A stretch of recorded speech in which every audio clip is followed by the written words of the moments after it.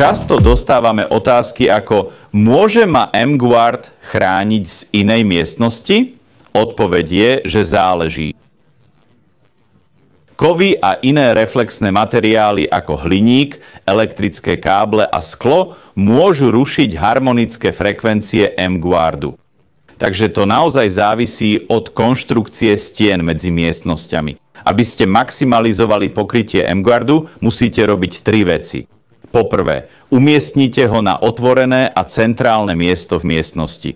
Po druhé, zdvihnite ho, ako to robím tu na krabici, pre rovnomerné rozloženie harmonických frekvencií.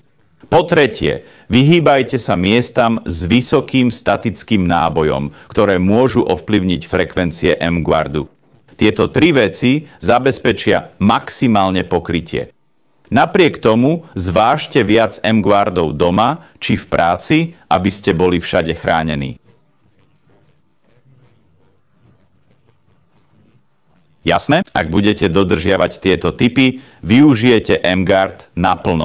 Buďte v bezpečí a uvidíme sa v ďalšom videu.